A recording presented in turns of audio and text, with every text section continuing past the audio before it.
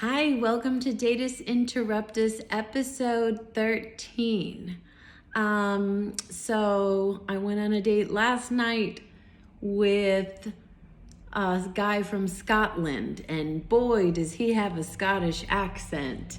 He said it was thicker when he first got to America 16 years ago. I can't imagine because there was a whole lot that I had to stop him and ask him to repeat what he said. So he had a cute Scottish accent. Now, the Lebanese-ish Italian Commander Riker guy, he's still in the works, but we can't put all of our eggs in one basket because you just never know. And people change their minds real quick or they ghost. And so I'm just queuing up different possibilities here. I don't know if that's the best way to go, but I'm being realistic. So this new guy, Scottish guy, we had seemingly a lot in common. We talked on the phone for about an hour and a half on Saturday, and he asked me out to dinner on Sunday.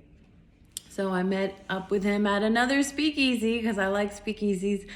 And now a little bit shorter than I was expecting. We were about eye level. He might be even a hint shorter than me, but I didn't care. He was very sweet, looked me in the eye a lot, very chivalrous, kept trying to carry my umbrella, open the door, things like that. We got to dinner. And then he had already mentioned on the phone that he was quite a storyteller.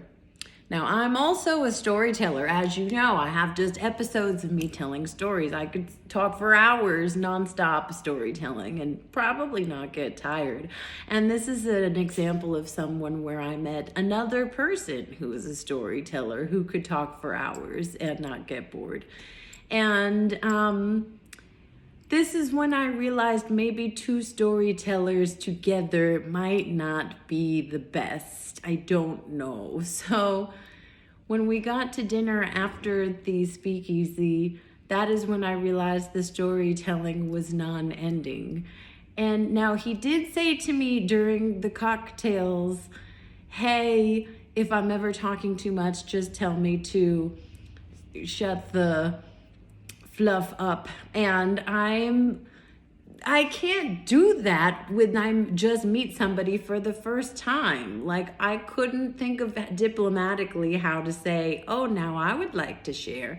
And he was just really going on from story to story. And maybe he was nervous. That could have been it because there was almost no dead air between stories. So it was also very awkward because he didn't want to talk with his mouth full. So I was damn near done with my dinner and he had his whole plate there because he just kept talking. And I think my level of interest was like, he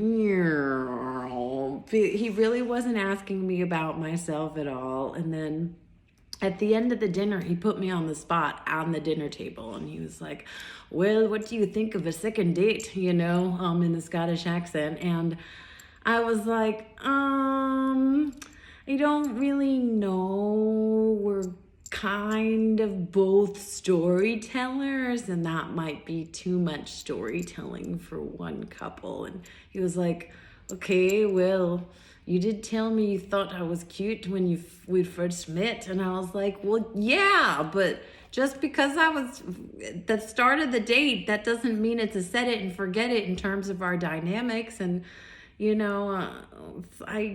don't know. I'm a storyteller too, and I don't know. And he seemed disappointed, and we left. And while we were walking, he's like, "Why didn't you tell me just to be quiet?" And I was like, "Because I can't do that if it's our first date. Like, I don't know how to politely tell you that you're sharing about yourself only."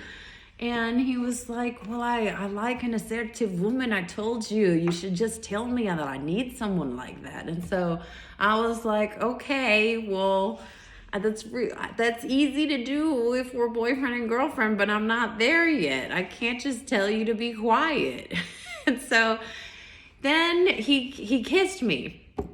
Out of nowhere, he just kissed me. And It was actually a pretty good kiss. And then then he stopped kissing me. He's like, I'm trying to pull out all the stops, something like that. Like he was trying to use all of his secret weapons. And I was like, well, that kiss did change things a little bit.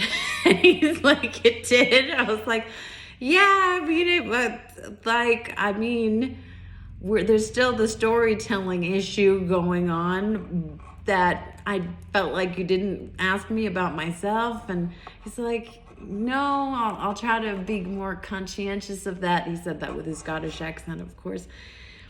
And I said, I already told him about the Datus Interruptis show. And I said, look, I got a whole YouTube channel of me telling stories. So it doesn't have to be only you telling stories, in other words. And he's like, well, what are you going to tell them on your YouTube channel? I said, that you were making it all about you the whole time.